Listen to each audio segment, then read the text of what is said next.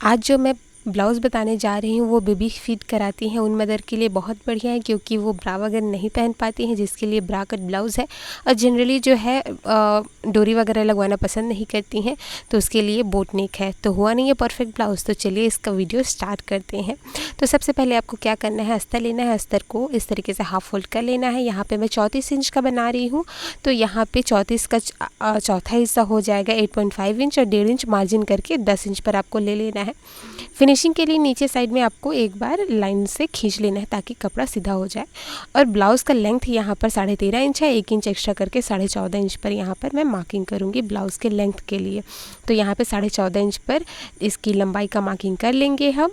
और यहाँ पर जो है सीधे अब हम चलते हैं शोल्डर की तरफ। तो शोल्डर जो है बोट नेक है, तो यहाँ पर जो है 6.5 इंच का शोल्डर होगा और 6.5 इंच का ही आर्म होल होगा यहाँ पे।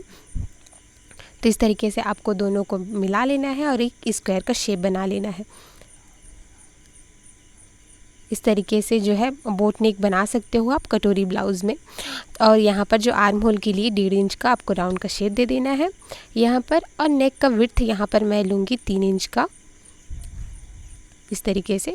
और जो है बैक नेक का जो डेप्थ है वो यहाँ पर 4.5 इंच का रखूँगी मैं। 4.5 इंच का इस तरीके से आपको मार्किंग कर लेना है और इसे स्क्वायर का शेप दे देना है। और इसे स्क्वायर का शेप देते हुए यहाँ पर जो है 1.5 इंच का आपको राउंड का शेप दे देना है। अगर आप चाहें तो पीछे में आप कोई डिज़ाइन वगैरह भी क्रिएट कर सकते हैं। मैं यहाँ पर नहीं कर रही हूँ, सिंपल बना रही हूँ इसे। और फ्रंट साइड के लिए आपको क्या करना है, यहाँ पर इस तरीके से ले लेना है सेम एज इट इज़। और ये जो हमने बैक पार्ट लिया है उसको हमने कट कर लिया है, उसको जो है फ्रंट पार्ट में आपको एज इट इज़ रख लेना है। देखिए इस तरीके से 1 इंच एक्स्ट्रा करके रखना है फ्रंट पार्ट को आपको। इस तरीके से नीचे साइड में 1 इंच एक्स्ट्रा करके आपको रखना है। उसके बाद जो बैक पार्ट है ना उसको एज इट इज़ प्लेस कर देना है और इसके चारों तरफ आपको मार्किंग कर लेना है। तो यहाँ पर मैं मार्किंग कर रही हूँ आर्म होल के लिए, आर्म होल, शोल्डर, नेक वगैरह के लिए यहाँ पर मैं मार्किंग कर रही हूँ। तो इस तरीके से आपको भी मार्किंग कर लेना है। और यहाँ पर नीचे साइड में आपको 1 इंच एक्स्ट्रा रख लेना है। तो यहाँ पे मैंने मार्किंग कर ली है। और यहाँ पर नेक विड्थ जो है 3 इंच रखूँगी मैं। और फ्रंट नेक का जो डेप्थ है वो रखूँगी 6.5 इंच का। तो इस तरीके से 6.5 इंच पर मार्किंग करके आपको, और सीधा अगर आप मेज़रमेंट करोगे तो 6.2 इंच आएगा। और इस तरीके से 3 इंच का स्क्वायर शेप बना करके आपको इस तरीके से शेप दे देना है। और शेप देने के बाद जो है नीचे साइड में 1.5 इंच का आपको गोलाई का शेप दे देना है। यहाँ पर जो है बोट नेक है, इस वजह से हम यहाँ पर 1.5 इंच का गोलाई का शेप दे रहे हैं। 1 इंच का मत दीजिएगा, नहीं तो उसमें गलत ज़रूरत ज़्यादा फैल जाएगा।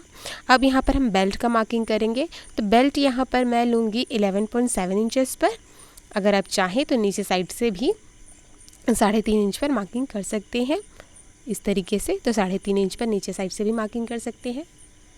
यहाँ पर 3 इंच का है ना, 3.5 इंच का नीचे से भी मार्किंग कर सकते हैं। ऊपर से बेल्ट का मार्किंग 11.7 इंचेस हो जाएगा। और इस तरीके से जो हमने आर्म होल मार्किंग करा था ना उसको इस तरीके से शेप दे देना है। और फ्रंट आर्म होल के लिए आपको यहाँ पे 1 इंच का राउंड का शेप दे देना है। अब यहाँ पर आपको चेस्ट का मार्किंग करना है 8.5 इंचेस और 1.5 इंच का मार्जिन ले लेना है। अब यहाँ पर कमर जो होगा 30 का चौथा हिस्सा यहाँ पर 7.5 इंच हो जाएगा। आधा इंच हम और लेंगे और 1.5 इंच मार्जिन करके यहाँ पे मार्किंग कर लेना है। तो यहाँ पे नीचे साइड में भी मार्किंग कर लेना है आपको वेस्ट का ले करके। तो इस तरीके से मार्किंग हो गई है। अब यहाँ पर जो है कटोरी का शेप लेना है। तो कटोरी यहाँ पर मैं ले रही हूँ 5.5 इंच। तो 5.5 इंच पर आपको ले लेना है इस तरीके से मार्किंग करते हुए। और यहाँ पर गले की ऊपर साइड से 1 इंच पर आपको मार्किंग कर लेना है और इस तरीके से राउंड का शेप दे देना है। अब यहाँ पर जो है मैं यहाँ पर कर्व का शेप दूंगी बेल्ट के लिए। तो इस तरीके से आपको आधा इंच ऊपर 2.5 इंच करके मार्किंग कर लेना है बेल्ट के लिए। अब आपको इसकी कटिंग कर लेनी है इस तरीके से। सिंपली जो हमने मार्किंग करा था ना उसी के अकॉर्डिंग यहाँ पे आपको कटिंग कर लेनी है, जो कि मैंने यहाँ पे कर लिया है। अब यहाँ पर जो है जो कटोरी है उसको कैसे निकालते हैं वो मैं आपको यहाँ पे बताती हूँ। तो यहाँ पे क्या करना है, सिंपली फैब्रिक को इस तरीके से फोल्ड कर लेना है।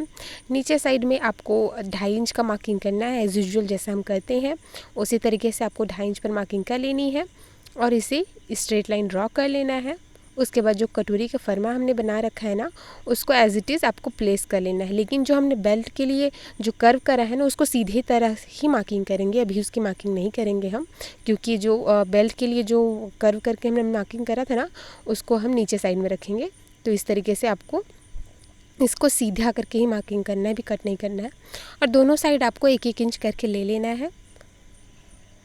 इस तरीके से जैसे आप देख रहे हैं, उसी तरीके से दोनों साइड 1-1 इंच करके आपको ले लेना है। 1/2 इंच जो है नेक के साइड में भी छोड़ना है। और इस तरीके से आपको कटोरी का फरमा रख के मार्किंग कर लेना है। अब यहाँ पर मैं इसे कट कर लेती हूँ। तो यहाँ पे मैंने इसे कट कर लिया है। यहाँ पे कट करने के बाद दोनों पोर्शन को आप एक बार अलग कर लो। उसके बाद क्या करना है, आपको इसका सेंटर निकालना है। तो सेंटर यहाँ पे इस तरीके से आप निकाल लेना। उसके बाद जो है 1 इंच जो है ऊपर की तरफ आपको मार्किंग करना है इस तरीके से, और इसे आपको हाफ फोल्ड कर लेना है स्ट्रेट लाइन ड्रॉ करके इस तरीके से। अब यहाँ पर दोनों साइड आपको 1-1 इंच पर मार्किंग करना है इस तरीके से।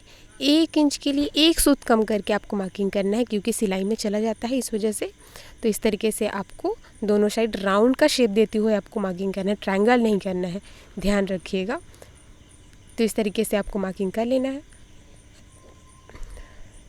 अब आपको क्या करना है कि जो हमने बेल्ट के लिए जो कर्व करा था ना, तो 2.5 इंच पर यहाँ पर मार्किंग करेंगे और यहाँ पर आधा इंच ऊपर करके इस तरीके से शेप दे देना है, ताकि यहाँ पर बेल्ट एडजस्ट हो सके। अब यहाँ पर क्या करना है कि हम यहाँ पर डार्ट का मार्किंग करेंगे।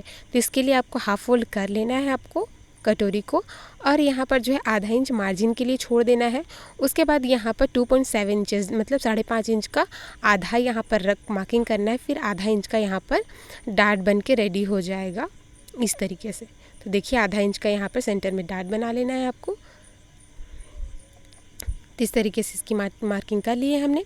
मैं यहाँ पर स्लीव्स की कटिंग नहीं बता रही हूँ। अब यहाँ पर मैं एक मार्किंग भूल गई थी जिसे मैं बता रही हूँ। तो यहाँ पे आर्म होल के पास ना आप आधा इंच का अंदर की तरफ शेप देती हुए, जैसे कि मैं दे रही हूँ आर्म होल में, उस तरीके से आपको शेप देना है। ऐसा शेप नहीं दोगे ना तो आर्म होल के साइड ना फुलाना ना स्टार्ट हो जाएगा, तो ये ज़रूरी है। तो इस तरीके से आपको आधा इंच अंदर की तरफ खाँच देते हुए इसकी कटिंग कर लेनी है। मैं भूल गई थी इसलिए बाद में आपको दिखा रही हूँ। तो इस तरीके से आर्म होल में आपको ये शेप दे देना है। अब मैं इसकी स्टिचिंग करके बताती हूँ कि कटोरी वगैरह को कैसे जोड़ते हैं उसको। देखिए, तो यहाँ पर देखिए हमने जो है अस्तर और मेन फैब्रिक दोनों को अटैच कर लिया है एक साथ। देखिए, अब मैं आपको इसकी स्टिचिंग करके बताती हूँ। तो यहाँ पे कटोरी जो है उसको इस तरीके से ले लेना है आपको। अब लेने के बाद जो है इसमें सीधी सिलाई लगा देनी है 1/2 इंच का मार्जिन लेते हुए।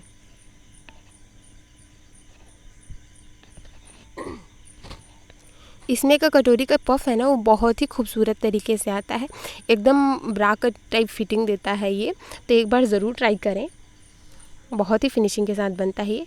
तो एक बार नीचे साइड में सिलाई लगाने के बाद ऊपर की तरफ आपको सिलाई लगा लेना है। और हाँ, जब मार्जिन जो है उसको भी आपको ऊपर तरफ रखना है, नीचे नहीं रखना है। और इस तरीके से आपको 2 बार इसकी सिलाई लगा लेनी है। देखिए यहाँ पर, और मैंने सिलाई लगा ली है। और यहाँ पर जो 1/2 इंच का जो डार्ट है ना, वहाँ पर आपको यहाँ पे 1/2 इंच का डार्ट बना लेना है इस तरीके से। तो देखिए यहाँ पर जो है परफेक्ट पफ वाली कटोरी बन के रेडी हो चुकी है, जैसे कि आप देख रहे हैं। देखिए यहाँ पे कितना बिना पैड का भी एक कितना खूबसूरत तरीके से ये पफ बन के रेडी हो चुका है। अब यहाँ पर जो है हम इसको जॉइंट करेंगे। तो कई लोग बोलते हैं कि छोटा बड़ा हो जाता है। तो यहाँ पे देखिए कटोरी बड़ा है लेकिन इसका चोली कट छोटा है। तो हम क्या करेंगे, जो चोली कट जो छोटा है उसको जो है कटोरी के ऊपर रखेंगे इस तरीके से। उसके बाद हम अटैच करेंगे, क्योंकि क्या होता है ना कि दोनों जो है राउंड होता है तो ये ओरेप की तरह हो जाता है जब। और इस तरीके से आप छोटे को ऊपर की तरफ रखोगे ना तो ये दोनों जो है एकदम परफेक्ट में सिलाई हो जाएगा, जैसे कि आप देख रहे हैं। मैं आपको स्टिच करके बता रही हूँ। तो ये जो है हल्का सा खिंचाव आकर के एकदम परफेक्ट अटैच हो जाता है, जैसे कि दिख रहे होंगे आप। तो ये देखिए परफेक्ट यहाँ पे अटैच हो चुका है। अब यहाँ पे साइड में भी मैं सिलाई लगा देती हूँ। आपका कभी भी इस तरीके से लगाइएगा ना तो कभी भी चोली कट और चोली जो है छोटा बड़ा नहीं होगा, परफेक्ट आएगा। तो इस तरीके से आप मेज़र करके इसको अटैच करें। तो इस तरीके से देखिए यहाँ पे कटोरी अटैच हो चुकी है। होप आपको ये वीडियो अच्छा लगा हो, और इसका फुल स्टिचिंग का वीडियो जो है मैं एंड में दे दूँगी, आप जाकर देख लेना। Thanks you so much for watching this video.